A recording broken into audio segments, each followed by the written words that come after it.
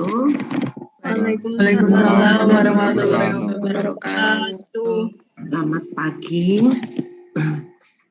Untuk absen, ya,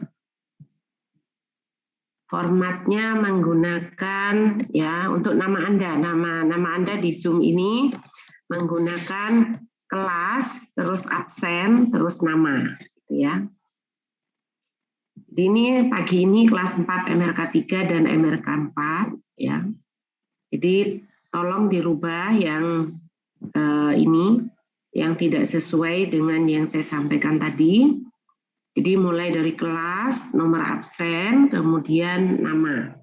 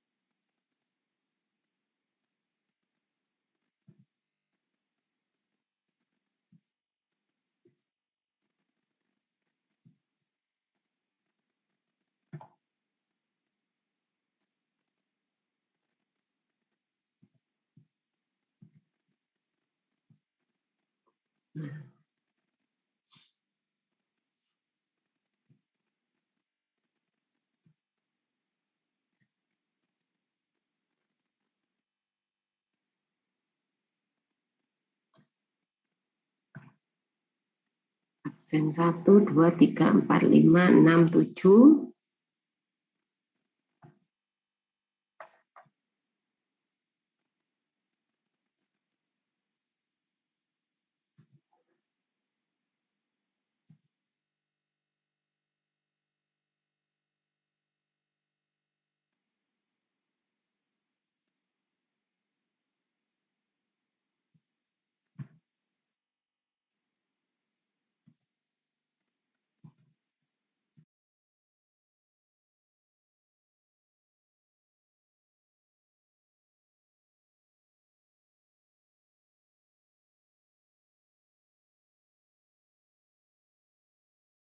K3, ya. Ini yang minggu lalu, ya. Saya belum dapat formatnya yang baru. Jadi saya pakai yang dulu aja. Sekarang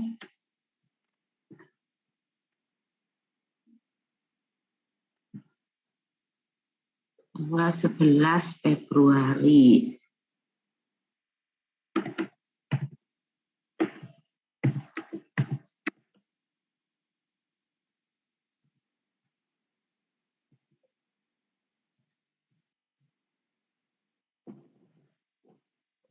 Nggak mau diganti. Oh ini, sorry.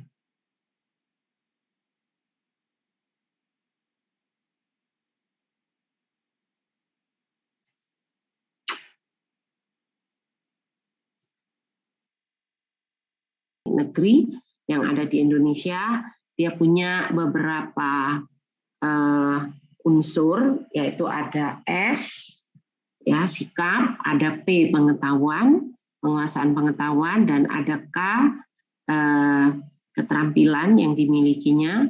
Nah, untuk mata kuliah PPR ini ada di poin S8, yaitu menunjukkan sikap bertanggung jawab atas pekerjaan di bidang keahliannya secara mandiri. Dan P5, ini penguasaan pengetahuan, yaitu menguasai konsep teoritis, manajemen proyek, konstruksi, bangunan gedung, bangunan air, jalan, dan jembatan. Kemudian ada di P7, menguasai isu terkini di bidang manajemen konstruksi, bangunan gedung, air, jalan, dan jembatan. Kemudian ada di P8, menguasai prinsip dan teknik berkomunikasi secara lisan, tulisan, dan grafis. Ya, karena di sini di dalam mata kuliah pengendalian proyek ini kita akan membuat satu laporan, kita akan memeriksa, memantau, kemudian memonitor, ya, kemudian mengevaluasi. Kalau terjadi penyimpangan maka akan ambil tindakan, sehingga kita perlu memerlukan komunikasi yang banyak, baik secara lisan, tulisan maupun secara grafis, ya. Sehingga di sini kita dituntut untuk memiliki atau menguasai prinsip-prinsip dan teknik berkomunikasi, baik secara lisan, tulisan, dan grafis. Kalau penguasaan pengetahuan P5 dan P7 itu mengenai konsep dan mengenai isu terkini di bidang manajemen konstruksi.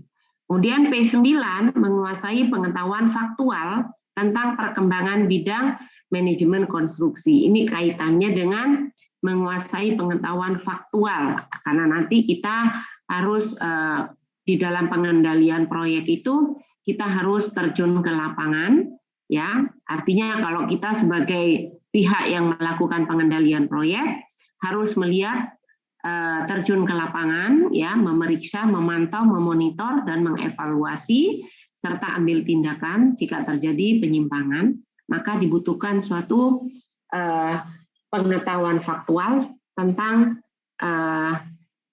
pelaksanaan pekerjaan di lapangan seperti apa. Apakah sudah sesuai rencana atau lebih cepat atau bahkan terjadi prestasi yang lebih rendah dibandingkan dengan rencana. Dan apa saja penyebabnya. Kemudian P10 menguasai prosedur dan standar kerja atau SOP konstruksi, baik bangunan gedung, air, jalan, dan jembatan, di area praktikum, studio, ya, dan kegiatan laboratorium dengan mengaplikasikan prinsip sistem K3L, ya. Nah, di sini kita, karena di dalam melakukan pengendalian proyek kita harus punya acuan. Acuannya itu kalau kita akan melakukan pengendalian mutu, acuannya adalah rencana mutu. Di dalam rencana mutu itu akan ada SOP-SOP-nya. Untuk pengendalian biaya kita juga harus ada acuannya. Pengendalian jadwal juga harus ada biayanya. Ada acuannya. Pengendalian K3L juga harus ada acuannya. Sehingga di sini kita harus menguasai prosedur dan standar kerjanya. Kemudian KK2 yaitu keterampilan, ya, di urutan kedua. Di sini berbunyi mampu menerjemahkan, ya, dan mengkaji, mampu menerjemahkan dan mengkaji perancangan teknis rinci, yaitu detail engineering design, baik untuk proyek bangunan gedung, air, jalan, dan jembatan yang ada di dalam dokumen kontrak, ya. Jadi menerjemahkannya ke dalam dokumen pelaksanaan di lapangan dari sisi efisiensi, kuantitas, dan kualitas struktur sesuai dengan standar konstruksi yang berlaku, ya. Jadi di sini mampu menerjemahkan dari hasil rancangan ke dalam dokumen pelaksanaan. Berarti karena nanti kita di dalam melaksanakan pengendalian proyek itu biasanya dilakukan pada tahapan pelaksanaan. Nah, untuk melakukan pengendalian kita harus punya dokumen perencanaan yang akan dijadikan sebagai acuan untuk mengetahui apakah pelaksanaan itu terjadi penyimpangan atau sesuai atau bahkan lebih cepat daripada yang direncanakan, ya. Jadi di sini mampu menerjemahkan dan mengkaji. Kemudian KK3 mampu mengelola survei kuantitas, ya, atau kesesuaian volume, harga, dan ketersediaan material yang terdapat dalam rancangan teknis rinci sesuai dengan jurnal dan atau harga penawaran setempat, ya. Jadi di dalam melakukan pengendalian ini kita nantinya harus melakukan monitoring di lapangan, melakukan pengawasan di lapangan, dan juga kita dituntut untuk bisa melakukan opname pekerjaan, ya, bagaimana kuantitas pekerjaan yang sudah diselesaikan, bagaimana mutunya, bagaimana material yang dipakai, bagaimana tenaga kerja alat yang dipakai, apakah sudah sesuai dengan dokumen penawaran, ya, atau dokumen kontraknya atau dokumen rencananya, ya. Kemudian KK4 mampu menyusun dan mengkomunikasikan laporan kesesuaian yang dapat dipertanggungjawabkan kepada owner atau kepada pemberi kerja, ya. Jadi ini ada di KK4, ya. Jadi berdasarkan hasil pengawasan, hasil monitoring, hasil evaluasi, dan juga menentukan tindakan yang akan diambil, maka harus disusun dan dilaporkan kepada pemilik. Apakah terjadi penyimpangan atau kesesuaian atau terjadi percepatan, ya prestasi lebih banyak daripada yang direncanakan.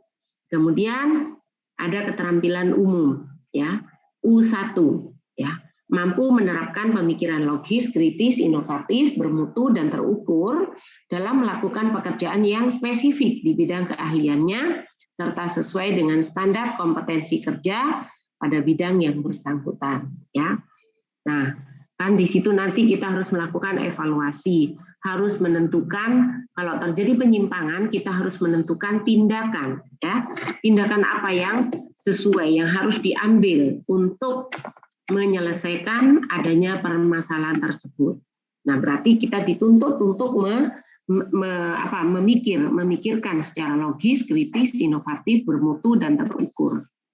Kemudian ada U5, mampu mengambil keputusan secara tepat berdasarkan prosedur baku, spesifikasi desain, persyaratan K3 dalam melakukan supervisi dan evaluasi pada pekerjaan tersebut. Ya. Jadi di sini dituntut untuk dapat melakukan pengambilan keputusan atau memutuskan apa yang harus kita lakukan dengan adanya penyimpangan tadi. Ya. Atau mungkin pekerjaannya lebih cepat, ya prestasinya lebih cepat dibandingkan rencana. Apa yang harus dilakukan? Kalau prestasi lebih cepat, tentunya membutuhkan dana yang lebih banyak dibandingkan dengan alokasi dana yang direncanakan, iya kan? Karena kalau pekerjaan selesai lebih banyak, berarti paling tidak membutuhkan material yang lebih banyak, sehingga biayanya juga akan lebih banyak. Berarti kesiapan biaya, ya, itu harus dipikirkan. Kalau prestasi pekerjaan lebih cepat daripada yang direncanakan, berarti alokasi dana di lapangan harus lebih banyak. Berarti harus memikirkan sumber dananya dari mana. Oke, ini capaian pembelajaran secara umum, ya, CPL Prodi-nya seperti ini. Kemudian capaian pembelajaran pada mata kuliah pengendalian proyek secara khusus, ya. Di sini ada CPMK 1, 2, 3, 4, 5, dan 6. Ya, sesuai dengan materi yang akan disampaikan pada materi yang pertama tentang pendahuluan, sehingga di sini nanti akan dijelaskan tentang definisi dan lingkup pengendalian proyek, ya. Nah, berarti di sini diharapkan mampu menjelaskan definisi dan lingkup pengendalian proyek. Jadi setelah Anda kuliah, ya, di materi pendahuluan di pengantar nanti, Anda sudah harus bisa menjelaskan definisi dan lingkup pengendalian proyek. Kemudian berikutnya mampu menjelaskan tata cara melakukan pengendalian proyek. Yang ketiga, mampu menjelaskan berbagai metode dalam pengendalian proyek. Kemudian yang keempat, baru mampu mengukur kemajuan pelaksanaan proyek dan penyimpangan yang terjadi sesuai standar. Berarti di sini kita nanti sudah akan melakukan pengukuran, ya, kemajuan pelaksanaan proyek, baik dari segi biaya, dari segi waktu, dari segi mutu, dari segi K3L-nya, ya, dan juga penyimpangan yang terjadi, apakah ada atau tidak. Kemudian CPMK yang kelima, mampu melakukan evaluasi dalam menentukan solusi jika terjadi penyimpangan dalam pelaksanaan proyek. Ya, jadi baik dari menentukan solusi jika terjadi penyimpangan jadwal, penyimpangan waktu, penyimpangan biaya, penyimpangan mutu, dan penyimpangan K3L. Nah, kemudian yang keenam di sini, ya, karena di sini mampu melakukan, baru yang keenam kita bisa mengukur bagaimana kinerja proyek tersebut, baik dari aspek biaya, waktu, mutu, dan K3L. Jadi di sini intinya nanti di materi pengendalian proyek ini adalah ada di sini mengukur kinerja proyek, tetapi harus melalui, ya, CPMK 1, 2, 3, 4, 5, dan 5 ini, baru gongnya adalah di 6, ya. Nah, seperti di mata kuliah EKR dulu kita belajar tentang materi ke 1, 2, 3 dan seterusnya, tapi gongnya ada di penilaian ya alternatif terbaik situ. Sehingga kita bisa menentukan alternatif yang terbaik yang mana secara ekonomi atau secara finansial. Nah, kalau di mata kuliah PPR ini nanti kita bisa mengukur kinerja proyek. Ya, misalnya kita nanti akan melakukan suatu evaluasi, Anda sudah melakukan monitoring pada minggu ke-1, 2, 3, setiap minggu kita monitor ya. Artinya kita laporkan hasil monitoringnya berdasarkan dari data, misalnya kita sudah melakukan suatu monitoring sampai pada minggu ke-5 misalnya. Berarti yang kita laporkan adalah pada minggu 1, 2, 3, 4, dan 5. Ada pada minggu ke-5 itu adalah kumulatif dari minggu ke-1, 2, 3, 4, dan 5. Sehingga dari hasil monitoring sampai dengan minggu ke-5, kita bisa menentukan kinerja proyek pada minggu ke-5. Misalnya berdasarkan dari hasil monitoring, ya kita ketahui bahwa kinerja waktunya terlambat. Ya, misalnya under schedule, ya, over schedule misalnya. Jadi waktu yang dibutuhkan untuk menyelesaikan pekerjaan tadi molor. Pada minggu ke-5 itu misalnya harusnya sudah mencapai sekian persen, tapi pekerjaannya baru di bawah dari rencana. Berarti di situ kita bisa mengatakan bahwa waktunya terlambat, misalnya, sehingga kita nyatakan over schedule. Kemudian pada minggu ke-5 itu berdasarkan dari hasil laporan pada minggu ke-5, kita bisa memprediksi, misalnya rencana waktu proyeknya 30 minggu. Harusnya pada minggu ke-5 kita bisa menyelesaikan 20% misalnya. Tetapi berdasarkan hasil monitoring, kita baru bisa menyelesaikan 10%. Nah, berdasarkan pada minggu ke-5 tadi, kita bisa memprediksi apakah jika hasil monitoring yang kita lakukan sampai minggu ke-5 itu diasumsikan benar, maka kita bisa memprediksi bahwa proyek tersebut akan molor waktunya, ya, karena sudah terlambat 10% tadi di minggu ke-5. Nah, berapa keterlambatannya? Di sini kita bisa mengetahui berapa minggu keterlambatan pelaksanaan penyelesaian proyek, ya. Jika diprediksi berdasarkan hasil monitoring dianggap tepat pada minggu ke-5, maka kita bisa memprediksi berapa molornya, ya, atau berapa waktu yang dibutuhkan untuk menyelesaikan proyek berdasarkan hasil monitoring pada minggu ke-5. Ada satu metode yang bisa kita gunakan untuk mengukur kinerja proyek, baik dari kinerja waktu, biaya, ya, kalau mutu tidak, yaitu kita bisa menggunakan metode earn value atau konsep nilai hasil, ya, atau metode IVM, earn value management, atau EVA, earn value analysis. Nah, itu bisa kita pakai nanti untuk mengukur apakah biaya yang kinerja biaya pada minggu ke-5, apakah biayanya over budget atau under budget, ya, sehingga kita bisa memprediksi nanti di akhir proyek selesai dia butuh biaya berapa pembengkakan biayanya, gitu ya. Ini sudah saya laporkan loh ya.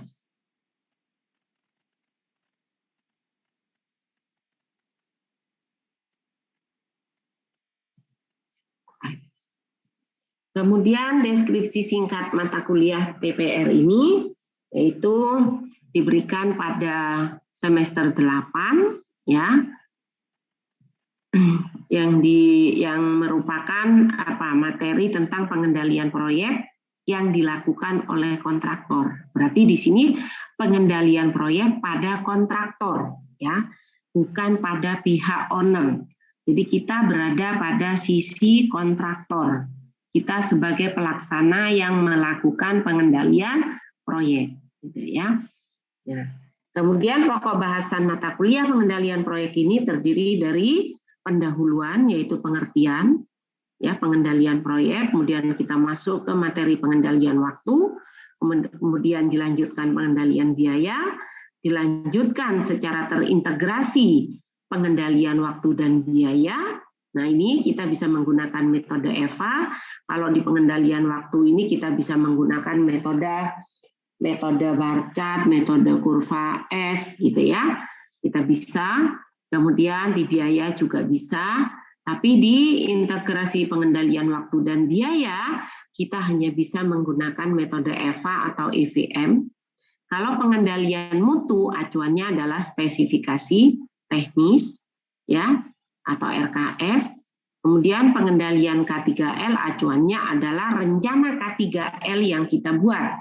Anda kan di semester 8 ini juga belajar tentang RPP ya, tentang rencana pelaksanaan proyek atau project planning. Nah, di dalam project planning itu nanti Anda akan belajar tentang bagaimana merencanakan set layout, traffic management, metode pelaksanaan, penjadwalannya, RAP-nya, kemudian rencana mutu juga dibuat, rencana K3 juga dibuat, baru rencana biaya ya, rencana jadwal dan rencana biaya, baru nanti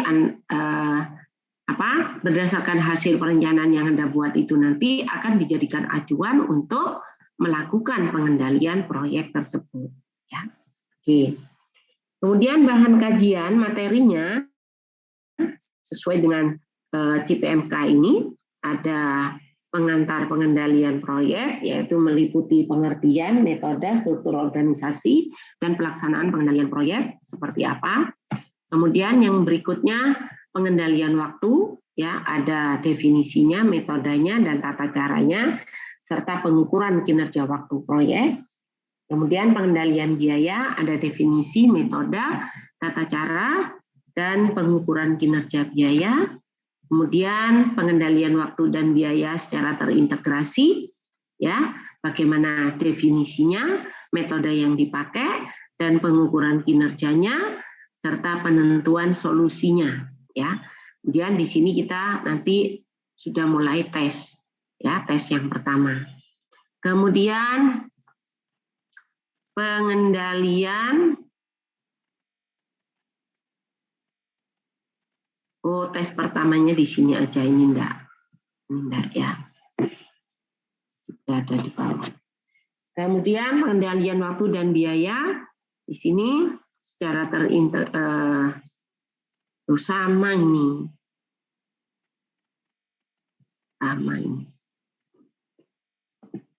Nah, kemudian pengendalian mutu, ini ada tes 1.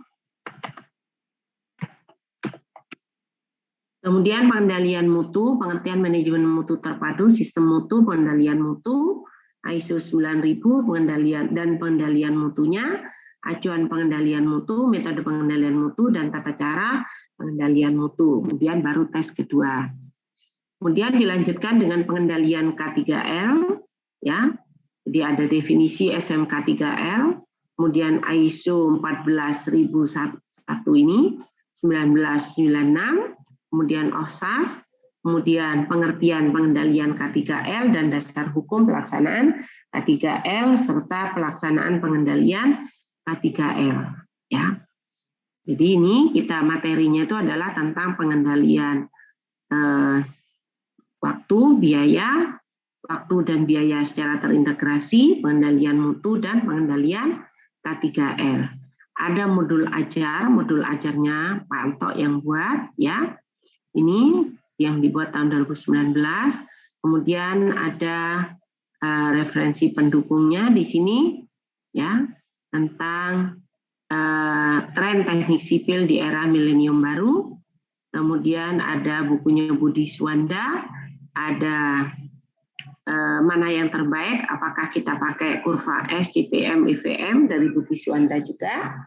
Jadi nanti kalau kita melakukan pengendalian proyek, untuk proyek yang bagaimana yang cocok menggunakan kurva S, yang cocok menggunakan network planning atau apakah CPM atau PDM, atau menggunakan EVM atau EVA. Kemudian ada buku referensi untuk kontraktor bangunan gedung dan sipil, punyanya PP ini ya, punyanya PP. Kemudian dari referensi dari internet, ini lainnya ya. Dan modul pelatihan quality assurance ya untuk proyek bangunan gedung dan jalan jembatan, dan ada dari pengendalian biaya dan jadwal terpadu pada proyek konstruksi untuk jurnal dari Sudarsana, ya. Kemudian perangkat lunak karena kita belajar secara online, ya. Nah, perangkat lunak yang kita butuhkan adalah tentunya ada software-software, misalnya MS Project yang kita pakai sehubungan dengan pengendalian jadwal nanti, ya. Mungkin kalau Anda sudah, tapi saya belum mahir untuk pengendalian biaya tentang menggunakan Kubikos misalnya, gitu ya. Saya masih belum mahir, ikut pelatihannya tapi belum mahir, karena di situ kita harus menguasai gambar, ya, harus bisa pintar membaca gambar, menampilkan gambar AutoCAD yang kita rubah menjadi gambar apa, gitu ya. Kalau Anda mungkin kalian akan cepat memahami.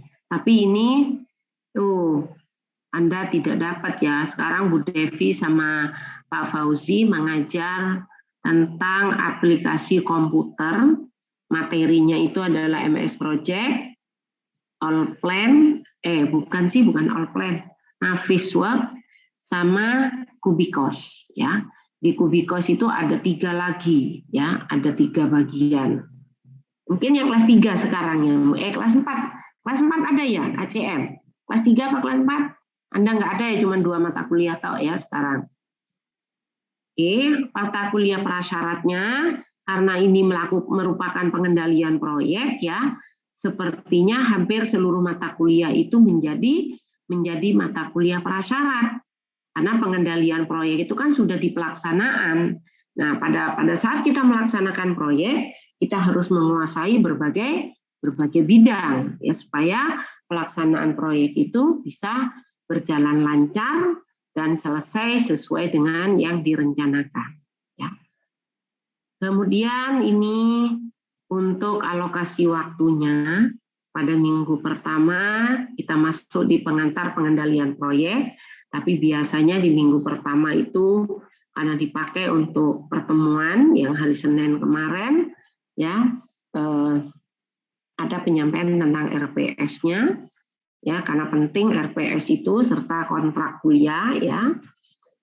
Kemudian masuk ke materi pengantar atau pendahuluan, ya, ini ada di minggu pertama, yaitu tentang pengertian metode struktur organisasi dan pelaksanaan pengendalian proyek. Tapi struktur organisasi Anda sudah kenal, ya, bahwa biasanya struktur organisasi proyek ini yang terlibat di dalam pengendalian proyek, ya, kalau kita berada di pihak kontraktor berarti kita akan menyajikan, membahas atau mengulas tentang struktur organisasi kontraktor, terutama pada pihak yang melakukan pengendalian proyek, gitu. Dia bertanggung jawab kepada siapa dan dia membawai siapa, ya, pihak yang melakukan pengendalian proyek tadi. Kemudian bagaimana pelaksanaan pengendalian proyek tadi? Kapan pengendalian proyek itu dilakukan, ya. Kemudian baru pada minggu kedua dan ketiga kita masuk di pengendalian waktu, ya, pengertian, definisi, metodenya, tata cara dan pengukuran kinerja waktunya. Ini tatap muka, ini tugas terstruktur, kemudian ini belajar mandiri, ya. Jadi kalau kita lihat tatap muka 3 kali, ya, 3 jam kali 50 menit, tugas terstruktur 3 jam kali 60 menit, belajar mandiri 3 jam kali 60 menit, berarti lebih banyak tugas terstruktur dan belajar mandiri, ya. Kemudian pada minggu ke-3 dan ke-4, ya, ini berarti kita hanya belajar 1,5 minggu, 1,5 kali pertemuan. Kemudian pengendalian biaya 1,5 kali pertemuan juga. Kemudian pada minggu ke-5 dan ke-6 baru kita masuk pengendalian biaya, pengendalian waktu dan biaya secara terintegrasi, ya. Jadi kita butuh waktu 2 kali pertemuan di sini sampai kita bisa mengukur kinerja proyek, ya, kinerja waktu dan kinerja biaya, serta menentukan solusinya jika terjadi penyimpangan. Baru pada minggu ke-7 dan ke-8, ya, kita punya waktu berapa? 12 minggu ya? TA berapa minggu? Kok Ibu nggak lihat? 12 ya. 12 sisanya dipakai untuk skripsi full ya. Tapi kemudian minggu ke-9 sampai 10 7-8 pengendalian mutu, kemudian 9-10 pengendalian K3L, kemudian 11-12 di sini kita ada tugas besar ya, tapi tugas besar ini sudah dikerjakan mulai pada minggu ke-2 ya. Karena di sini kita seperti EKR dulu lah, tugasnya itu terus beruntun ya. Tugasnya beruntun, nanti kita buat kelompoknya ya. Kalau Anda punya data proyek kemarin tentang hasil pengamatan atau pengukuran kinerja proyek, pengukuran atau opname pelaksanaan proyek ya. Atau Anda punya data kurva jadwal RAB-nya, kurva S-nya, kemudian punya data pengamatan lapangan tentang realisasi pekerjaannya, maka itu bisa dibuat sebagai objek tugas besar dari pengendalian proyek ini. Sehingga dari situ Anda bisa mengukur kinerja proyek. Minimal 5 minggu berurutan. Ya. Minimal punya 5 minggu berurutan. Gitu. Tapi kalau Anda sudah punya pada minggu ada data laporan proyek pada minggu ke-20, terus 21, 22, 23, 24, 25, ya tidak sampai 5 minggu tidak apa-apa. Karena biasanya pada minggu ke-20 itu jumlah pekerjaan yang dilaksanakan sudah banyak biasanya ya. Tapi kalau sampai pada minggu ke-20 jumlah pekerjaannya cuma 2, berarti Anda harus tambah misalnya ya. Pokoknya sampai pekerjaannya yang jumlah pekerjaannya yang signifikan ya. Kemudian pada minggu ke-9 sampai ke-10 pada minggu ke-11 12 ini nanti ya kita mulai presentasi tugasnya di sini dari tugas besar, konsultasi terakhir, kemudian ke-12-nya baru presentasi tugas besar ini ya. Ya,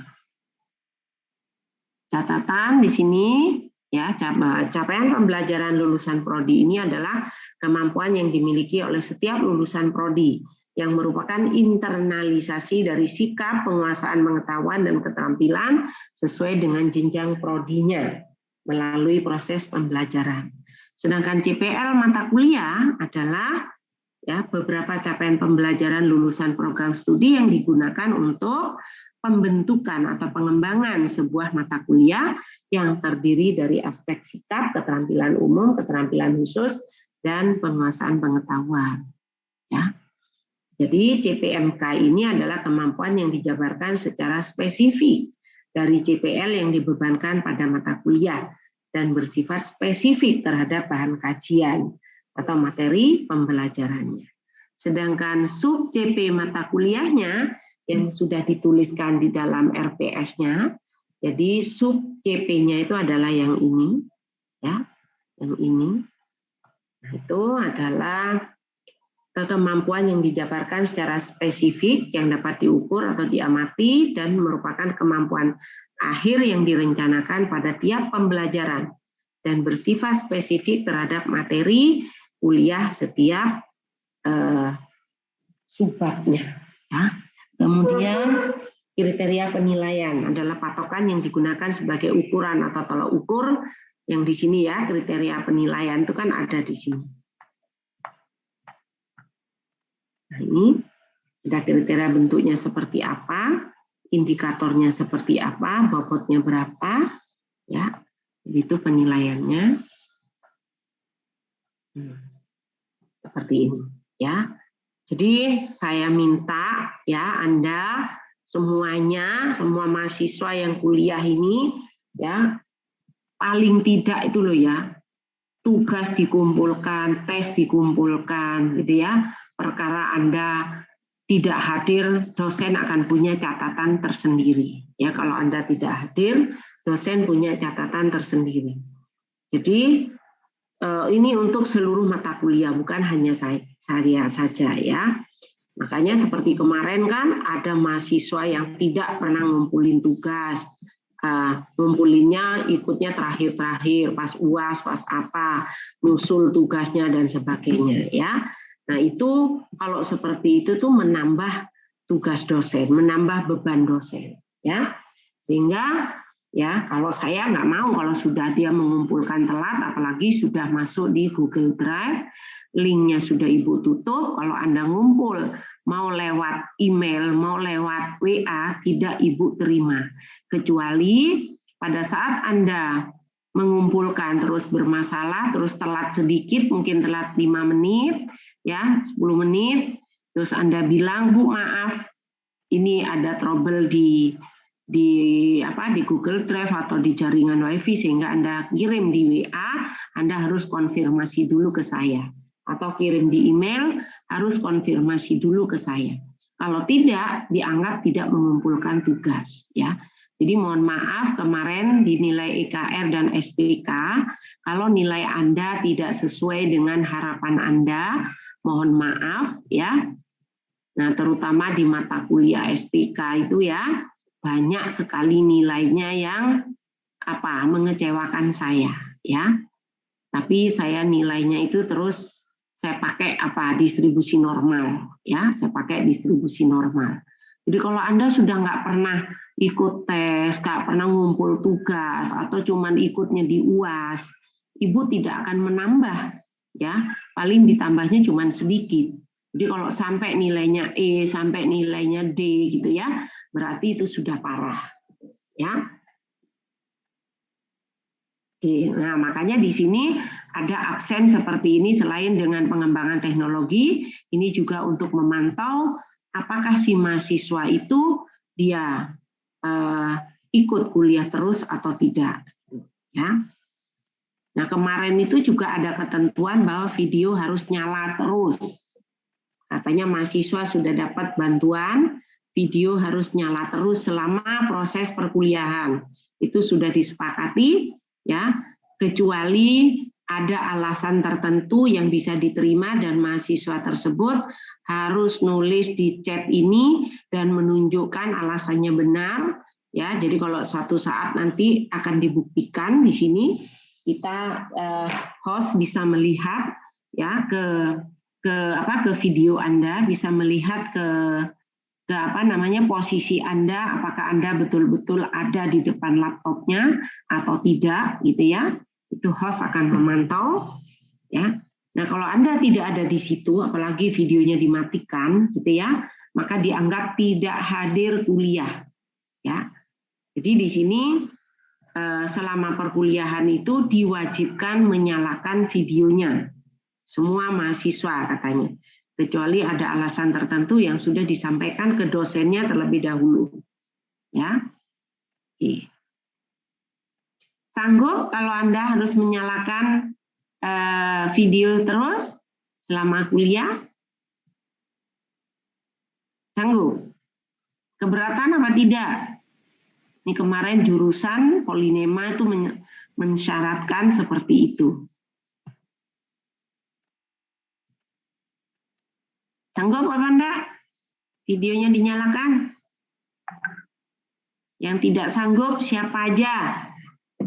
Anda boleh menuliskan di chatting kenapa alasannya tidak sanggup, nanti bisa saya laporkan ya. Tidak sanggup untuk menyalakan video. Kalau audionya ya harus dimatikan dulu ya supaya tidak ramai kuliahnya. Sanggup videonya dinyalakan? Kok nggak ada yang jawab? Sanggup, Bu. Sanggup ya semua. Yang tidak sanggup silakan dituliskan di chatnya itu alasannya apa. Nanti bisa saya sampaikan mungkin ke jurusan seperti apa ya, sehingga nanti jurusan dan mungkin disampaikan ke Polinema harus bagaimana ya. Bu, kalau misalnya saat pelajaran izin bertanya, Bu. Terus sama orang tua misalnya disuruh kayak mengerjakan pekerjaan rumah seperti apa, Bu? Ya disampaikan dulu, sekarang kan disuruh kuliah, ya sekarang waktunya kuliah.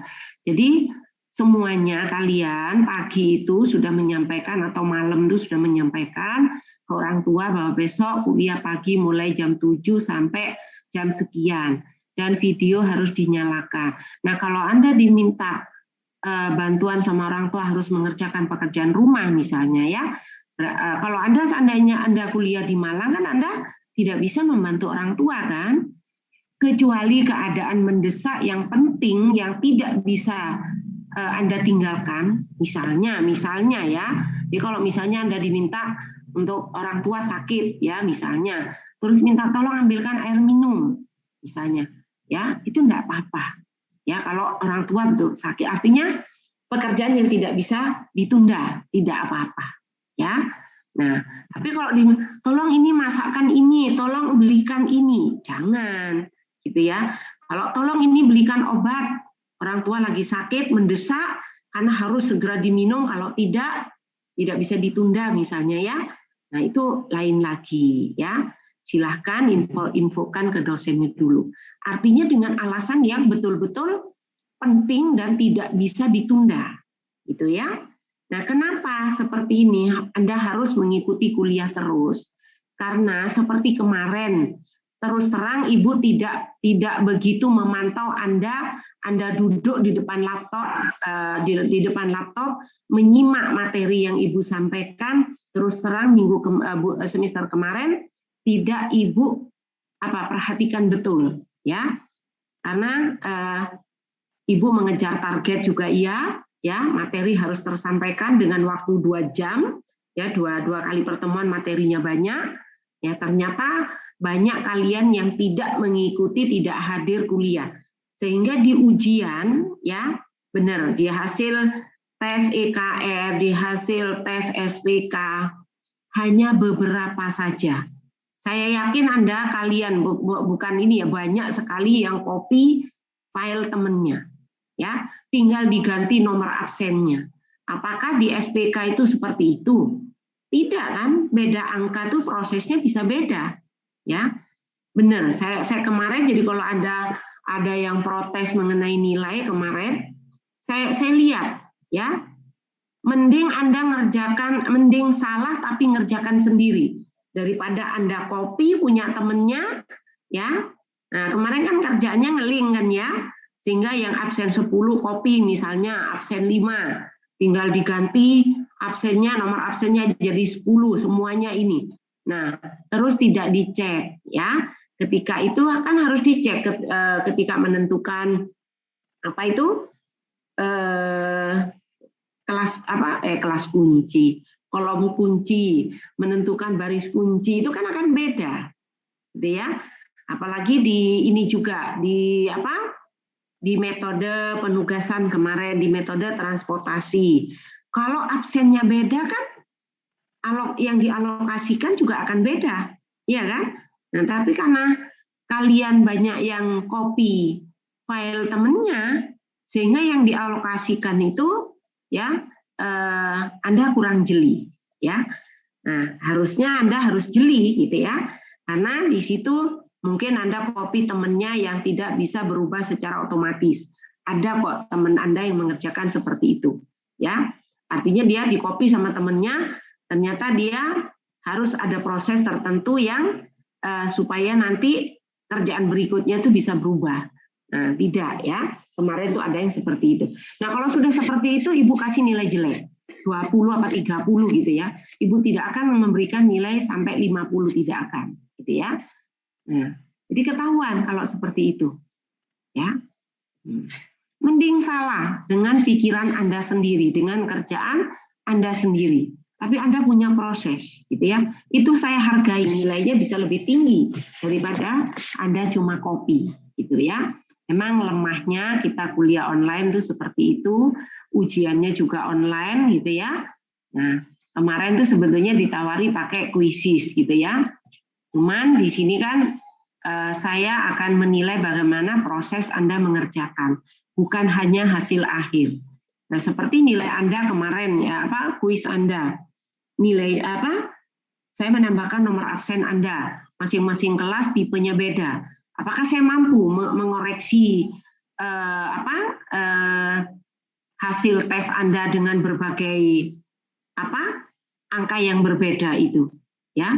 Nah, yang dengan cara dengan sistem seperti itu yang saya lihat adalah prosesnya, ya. Yang saya lihat prosesnya, tidak sampai ke hasil akhir. Mungkin di hasil akhir ada kan ya, Anda prosesnya sudah benar, tapi di terakhir-terakhir ada salah ngitung, ya. Itu masih saya maafkan, masih bagus nilainya. Saya lihat prosesnya, ya. Berarti Anda menguasai kalau seperti itu. Tapi Anda tinggal copy, males mungkin iya, males mikir iya, males bikin iya, dan bisa jadi Anda tidak menguasai sama sekali, ya kan?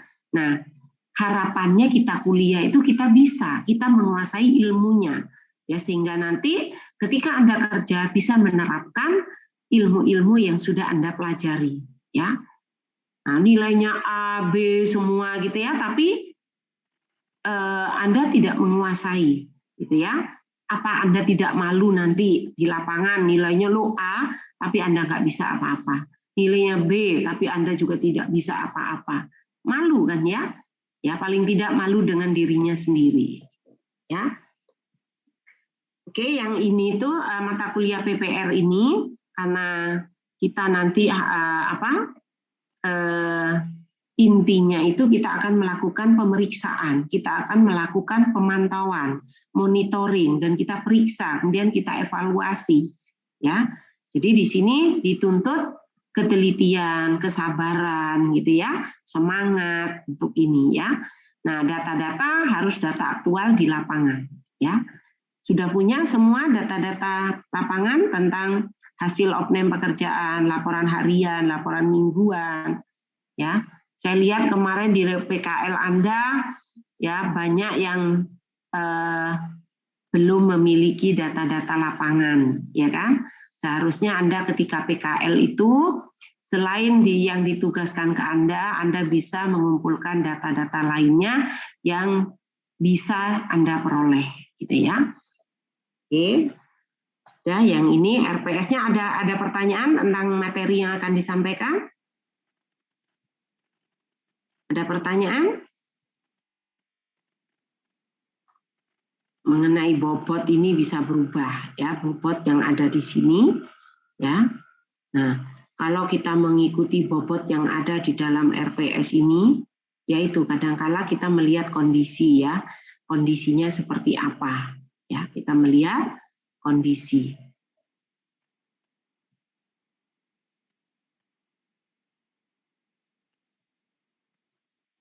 Sudah, tidak ada yang ditanyakan yang ini?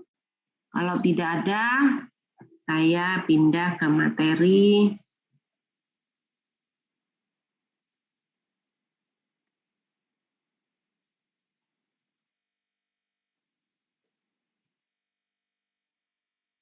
masuk di pengantar pengendalian proyek. Sekarang jam berapa sudah?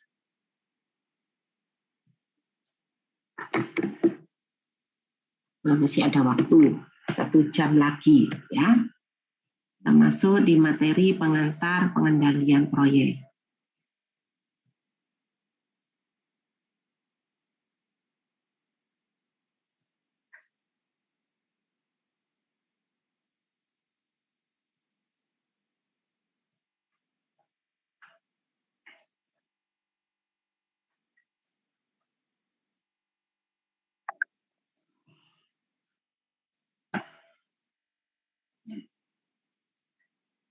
Oke, ini adalah latar belakang pengendalian materi mata kuliah pengendalian proyek itu adalah dalam rangka memberikan pemahaman kepada mahasiswa tentang pengendalian pelaksanaan proyek, sehingga setelah pembelajaran ini diharapkan mahasiswa mampu menjelaskan pengendalian pelaksanaan proyek. Ya, jadi di materi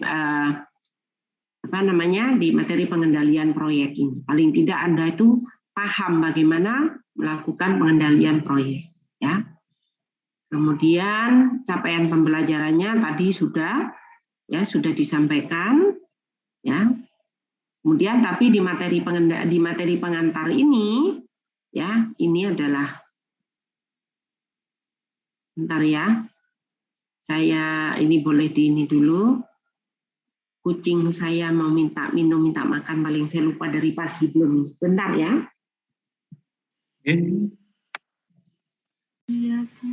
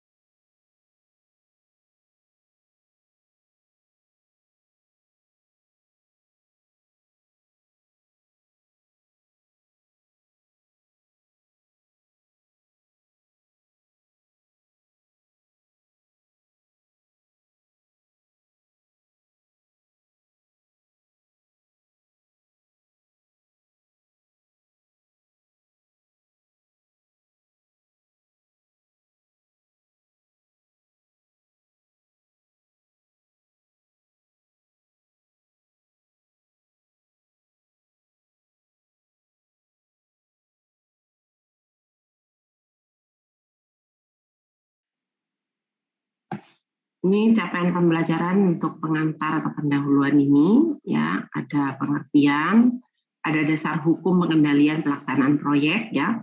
Biasanya kalau proyek-proyek pemerintah itu ada ketentuannya, ya. Untuk proyek-proyek pemerintah, apa sih yang mendasari kok pengendalian proyek itu harus dilakukan, gitu ya. Kemudian posisi pengendalian selama siklus dan tahapan proyek, dalam siklus, nah, ini kebanyakan tanya. Kemudian aspek pokok pengendalian pelaksanaan proyek, ya. Kemudian pengendalian pelaksanaan proyek seperti apa? Dan di sini ada peran manajemen konstruksi, ya. Jadi manajemen konstruksi ada konsultan MK itu, ya, yang ada di pihak di proyek tersebut nanti dia bagaimana perannya di dalam melakukan pengendalian proyek. Oke. Kemudian Bu, permisi, belum di-share iya. Bu. Belum muncul share screen-nya, Bu. Oh, berarti yang tadi di stop ya? Ini belum muncul ya? Bentar ya.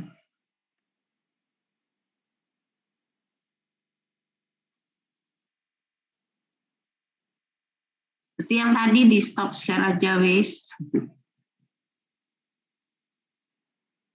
Nah, saya ini lagi. Apa tadi kebanyakan ya? Seperti tadi pilih screen kan ya, tempat MRK 3 ke 4 gitu kan bisa langsung. Ya wis, gini aja wis. Ini kelihatan ya, sudah ya? Kelihatan? Belum? Kelihatan, Bu. Sudah. Ya. Ini kelihatan ya? Ya. Udah nggak usah di ini, udah gede kan ya, udah kelihatan, nggak usah di satu ini. Nah, materi dan submaterinya untuk pengendalian proyek apa saja ya? Yang pertama tentang pengertian, kemudian siklus dan tahapan proyek, karena di sini mungkin ini cuma dibahas sebentar, di mana sih pengendalian proyek itu dilakukan. Kemudian aspek pengendalian proyeknya adalah mulai perencanaan, penjadwalan, dan pengendalian. Ya, perencanaan ini termasuk biaya, terus membuat jadwalnya seperti apa, kemudian pengendaliannya bagaimana. Ruang lingkup pengendalian proyek, pelaksanaan proyek ini, yaitu pengendalian waktu, mutu, biaya, dan SMK 3L, ya, dan SMK 3. Kemudian, nah di sini ada manajemen konstruksinya, ya, apa fungsinya nanti. Dulu waktu di dasar-dasar MK kan sudah dijelaskan ya, konsultan CM itu, konsultan MK itu seperti apa. ini cuma diulas sedikit bagaimana kaitannya dengan pengendalian proyek. Ya. Kemudian posisi pengendalian proyek yang dilakukan oleh kontraktor selama siklus proyek, ya, yaitu hanya pada tahapan pelaksanaan saja. Jadi kalau kita mulai dari awal kan tahapan proyek atau siklus proyek itu dimulai dari ide, ya, kemudian baru didefinisikan, ditentukan skupnya, lingkupnya, kemudian baru dilakukan studi kelayakan. Kalau sudah oke, baru direncanakan. Setelah itu ada proses pra-pelaksanaan, yaitu tender atau pemilihan kontraktor atau penunjukan kontraktor, baru ke tahapan pelaksanaan. Nah, kontraktor yang menang, dia akan melaksanakan proyek tersebut. Nah, sebelum pelaksanaan dimulai, maka kontraktor tersebut harus menyusun project planning. Ya. Jadi project planning itu bisa disusun saat kontraktor mengajukan penawaran, sehingga dia pada saat menang tender, dia sudah siap untuk melaksanakan pekerjaannya berdasarkan dari project planning ini. Ya. Kemudian, nah ini selama tahapan pelaksanaan ini, proses pengendalian ini akan dilakukan, ya, selama ini. Baru nanti kalau pelaksanaan sudah selesai akan dilakukan PHO, ya. Apa ini pre-handover, ini final handover, ya. Ini udah. Nah, ini harapannya nanti supaya pelaksanaan proyek itu tepat BMW, tepat biaya, mutu, waktu, dan selamat, gitu ya, dan zero accident. Nah, oleh karena itu pengendalian proyek itu dilakukan seiring dengan pelaksanaan proyek. Jadi mulai dari awal sampai proyeknya selesai. Itu bagi kontraktor. Tapi kalau bagi pemilik, mulai dari awal dia sudah dilakukan pengendalian. Mulai dari pemilik, biasanya pemilik kalau dia orang awam, dia minta bantuan konsultan ahli untuk mengendalikan atau mengatur, ya, mendefinisikan, kemudian mewujudkan keinginan pemilik. Kemudian ya tentunya butuh pengendalian supaya mungkin pemilik punya keinginannya muluk-muluk sementara pendanaannya tidak mencukupi, maka konsultan ahli tadi ya harus bisa menjelaskan kepada pemilik bahwa tidak mungkin dengan dana yang terbatas itu bisa mewujudkan keinginan pemilik yang seperti itu. Jadi sudah tahu ya, pengendalian proyek itu dilakukan pada tahap pelaksanaan. Jadi pengendalian dari sisi kontraktor dia akan dilakukan pada tahapan pelaksanaan, gitu ya. Jadi ini posisi pengendalian proyek bagi kontraktor, ya, berarti ada di tahapan pelaksanaan. Tujuannya apa? Supaya proyek selesai tepat BMW dan zero accident atau selamat, gitu ya. Oke, kita lanjut. Nah, karena kita akan menjelaskan tentang definisi daripada pengendalian proyek, ya, maka saya review kembali apa sih sebetulnya proyek, ya. Ini menurut Heiser dan Render menyatakan bahwa proyek itu adalah sederetan tugas yang diarahkan kepada suatu hasil utama. Menurut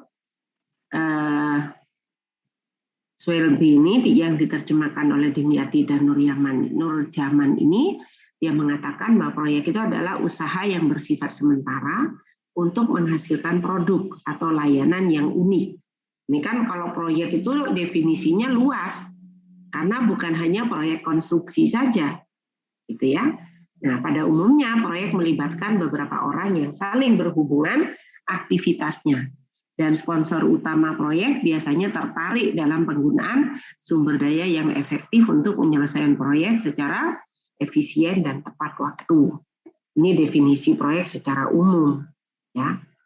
Kemudian kalau menurut Nur Hayati yang mengatakan proyek itu sebagai upaya atau aktivitas yang diorganisasikan untuk mencapai tujuan, sasaran, dan harapan-harapan penting dengan menggunakan anggaran dana serta sumber daya yang tersedia. yang harus diselesaikan dalam jangka waktu tertentu. Artinya di sini di proyek itu ada aktivitas, ya, ada aktivitas, ya, punya sasaran, punya tujuan, ya, butuh sumber daya, butuh waktu, gitu ya. Nah, sehingga di sini menurut Nurhayati sebelum memahami tentang pengendalian pelaksanaan proyek, maka harus memahami pengertian dan dasar hukum yang memayungi atau sebagai acuan di dalam pelaksanaan, ya. Nah, berarti di sini nanti apa sih dasar hukum daripada pengendalian proyek? Oke, ini dulu kita harus tahu dulu ya pengertiannya, kemudian dasar hukumnya apa. Sebetulnya pengendalian proyek itu merupakan manajemen proyek, ya, karena pengendalian proyek itu dimulai dari menyiapkan acuannya, yaitu hasil perencanaannya, kemudian baru melakukan pengendaliannya, memonitor, ya, memantau, memonitor, mengawasi, kemudian memeriksa, kemudian mengevaluasi, kemudian baru ambil tindakan, gitu ya. Nah, kita review lagi apa sih manajemen proyek menurut Hussein, yaitu penerapan ilmu pengetahuan, keahlian, dan keterampilan cara teknis yang terbaik dan dengan sumber daya yang terbatas untuk mencapai sasaran dan tujuan, ya, agar mendapatkan hasil yang optimal dalam hal kinerja biaya, mutu, dan waktu serta keselamatan kerja. Kalau menurut Ervianto, manajemen proyek ini adalah semua perencanaan, pelaksanaan, pengendalian, dan koordinasi suatu proyek dari awal hingga proyek selesai untuk menjamin pelaksanaan proyek tepat waktu, tepat biaya, dan tepat mutu. Itu kalau menurut Ervianto. Kemudian ada yang mengatakan bahwa pengendalian pelaksanaan proyek ini juga bisa diartikan sebagai manajemen proyek, ya, di mana di sini bisa didefinisikan sebagai suatu proses dari perencanaan, pengaturan, kepemimpinan, dan pengendalian dari suatu proyek oleh para anggotanya dengan memanfaatkan sumber daya seoptimal mungkin untuk mencapai sasaran yang telah ditentukan. Jadi ini pengendalian itu boleh dikatakan sebagai manajemen proyek, yaitu suatu proses, ya, dari perencanaan, pengaturan, kepemimpinan, pengendalian, ya, dari suatu proyek oleh para anggotanya dengan memanfaatkan sumber daya seoptimal mungkin untuk mencapai sasarannya. Tapi ada pengertian yang lebih ringkas lagi nanti, ya. Oh, ini dulu aja bahwa di dalam manajemen proyek itu kita akan berhadapan dengan 3 hal ini yang disebut dengan segitiga manajemen proyek atau disebut juga dengan triple constraint, ya, atau disebut juga dengan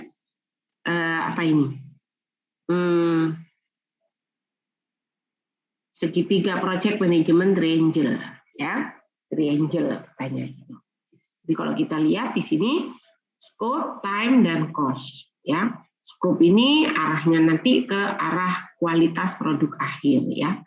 Nah, kalau scope-nya berubah, maka waktu dan biayanya, time dan cost-nya akan berubah. Sehingga ini 3 hal ini dia saling keterkaitan, ya. Yang mana awalnya kalau waktu berubah maka akan mempengaruhi biaya dan mempengaruhi scope-nya. Tuh, ya. Lingkup atau scope ini adalah hasil akhir yang ingin dicapai oleh pelaksanaan proyek, ya. Jadi disebut dengan scope atau lingkup, ya.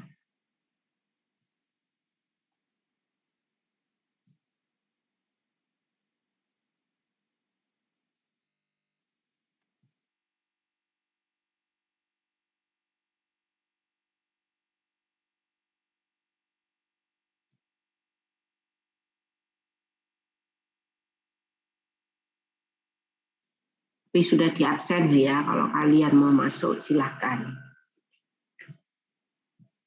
Jadi ini, ya, jadi 3 kendala itu yaitu tadi ini, ya. Ini sudah sih Anda dulu sudah pernah di dasar-dasar MK, ya, sudah pernah dijelaskan tentang triple constraint atau disebut juga sebagai segitiga manajemen atau project management triangle.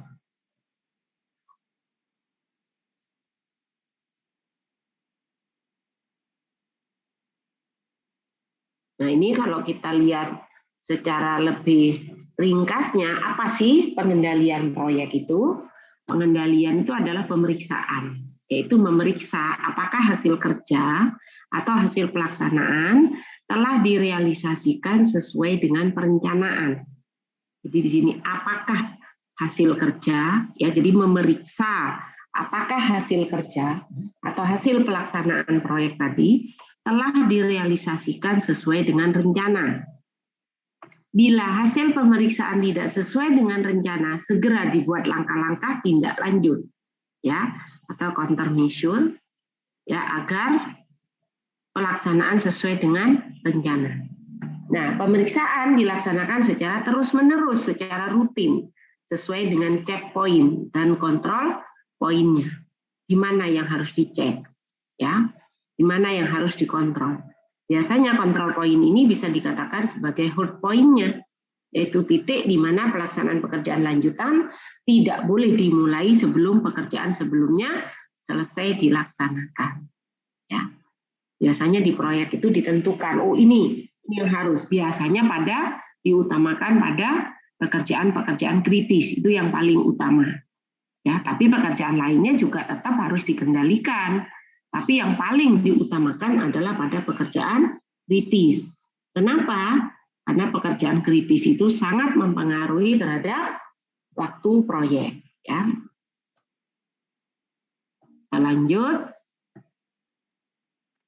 Nah, ini ada lagi pengertiannya menurut Mokler dalam Iman Soeharto. Dia mengatakan apa sih pengendalian?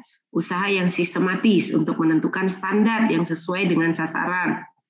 Ya, sasaran perencanaan, merancang sistem informasi, membandingkan pelaksanaan dengan standar, menganalisis kemungkinan adanya penyimpangan antara pelaksanaan dan standar. Standarnya tadi itu ya hasil perencanaan, kemudian mengambil tindakan pembetulan yang diperlukan agar sumber daya digunakan secara efektif dan efisien dalam mencapai sasaran. Ini pengertian pengendalian itu, ya, ini sudah mengandung atau sudah memperjelas bahwa pengendalian itu, ya, dimulai dari, ya, usaha sistematis menentukan standar sesuai dengan sasaran perencanaan. Setelah itu merancang sistem informasinya. Sistem informasi itu kan nanti bisa digunakan untuk bagaimana menyampaikan laporannya.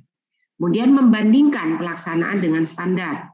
Standarnya adalah acuan atau hasil perencanaan tadi. Kemudian setelah dibandingkan, dianalisis kemungkinan adanya penyimpangan. Kemudian setelah dianalisis, baru pengambilan tindakan, ya, untuk pembetulan tadi, supaya terjadi efisiensi dan efektivitas untuk mencapai sasaran tadi. Ya, oke, itu pengertian pengendalian yang secara lebih jelas lagi.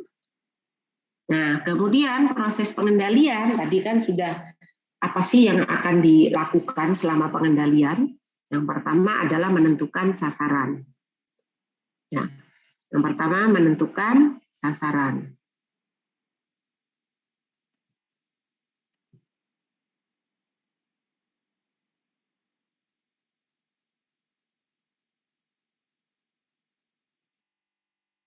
Jadi yang pertama adalah prosesnya pengendalian, dari pengendalian proyek itu menentukan sasaran.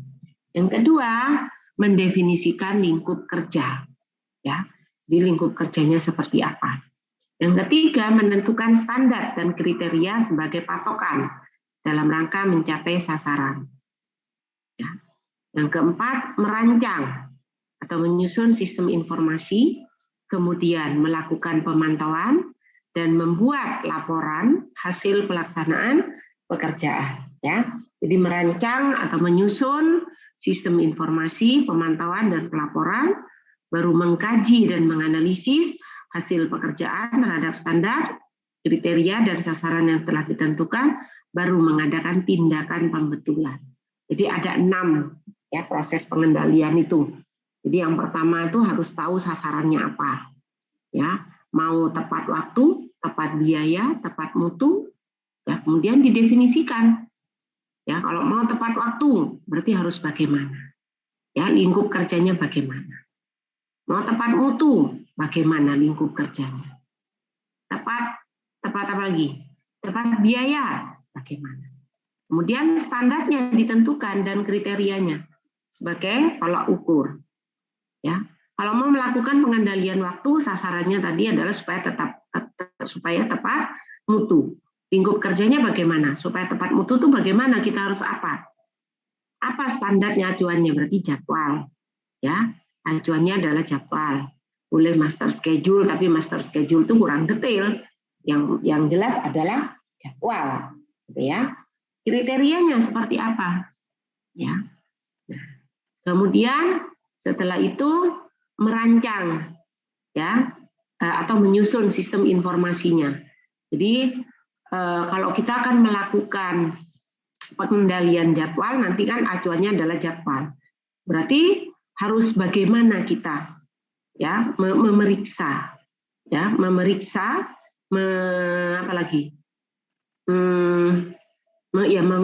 atau memantau, ya, dan bentuk laporannya nanti dari hasil kajiannya tadi seperti apa, ya. Kemudian nanti akan dikaji dan dianalisis, kemudian baru menentukan alternatif tindakannya, baru diputuskan tindakan terbaiknya yang mana.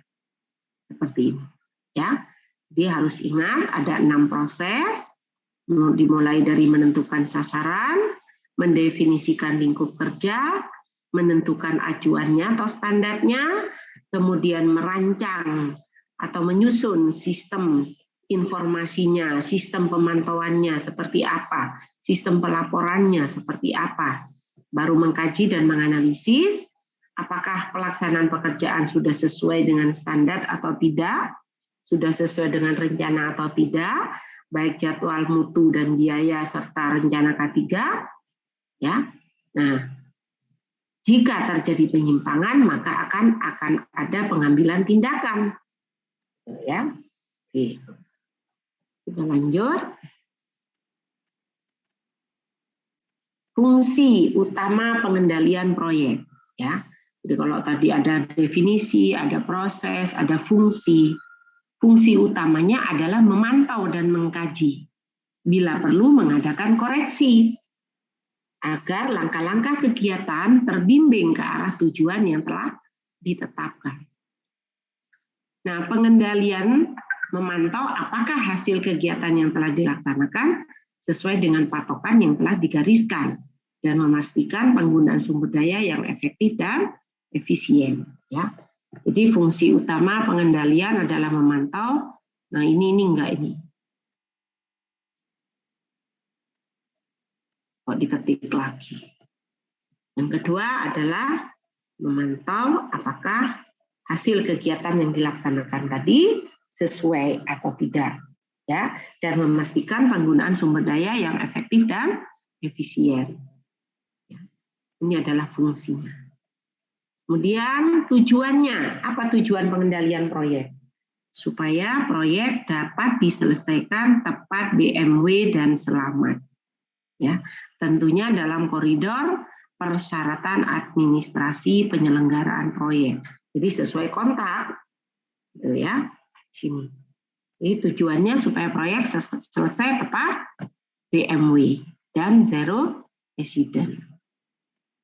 Ada definisi, ada posisi, kemudian ada proses tadi, ada fungsi, ada tujuan, ya. Kemudian pentingnya, kenapa sih pengendalian proyek itu kok penting? Yang pertama, supaya kontraktor mengetahui progres pekerjaan yang sedang dilakukan. Coba kalau tidak dilakukan pengendalian, maka kontraktor bisa lengah. Oh, sampai di mana pekerjaan? Oh, ternyata waktunya sudah mau habis, tapi pekerjaan belum kelar, belum selesai misalnya. Tapi dengan dilakukan pengendalian, pemantauan, monitoring setiap saat, maka kontraktor akan mengetahui bagaimana pekerjaan yang sudah diselesaikan, targetnya bagaimana, ya kapan harus diselesaikan, gitu. Kemudian selain itu juga dapat dilakukan tindakan dengan segera apabila timbul permasalahan atau ketidaksesuaian dengan rencana, ya. Kalau tidak dilakukan pengendalian, maka tidak akan tahu kita kapan, apakah menyimpang atau tidak.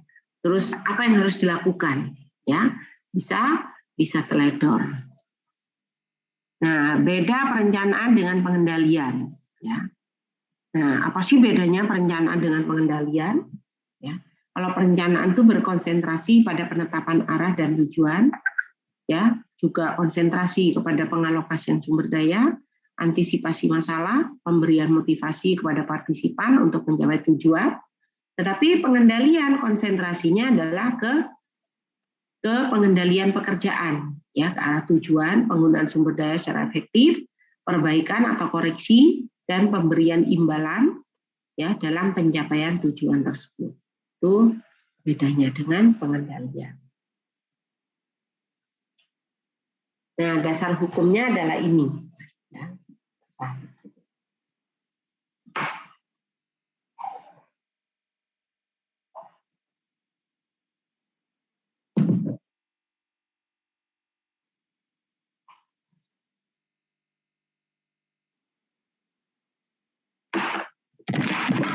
Ini ya, Allah.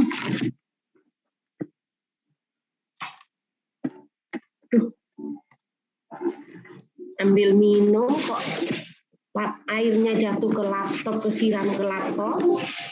Maaf ya, ini saya matikan dulu, tinggal laptop satu ya. Ya Allah.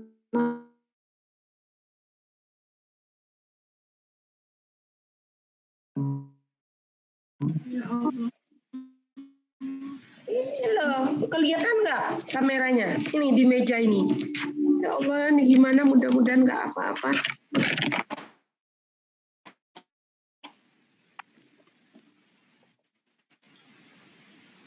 Allah.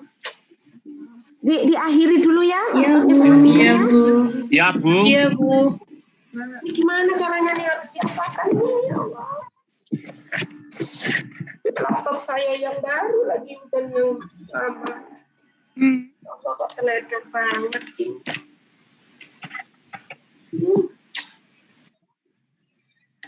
Minum haus karepe.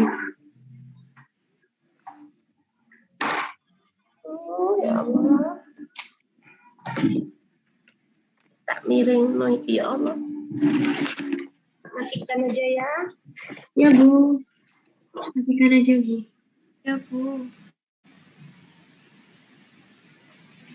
Kalau baterainya bisa dicabut, langsung dicabut, Bu. Dikeringkan pakai air dryer, Bu. Maaf ya, kita akhiri ya. Ya, Bu. Iya, Istirahat. Bu. Iya, Bu. Sama-sama, Enggak apa-apa, Bu. Istirahat. Dikeringkan, Bu.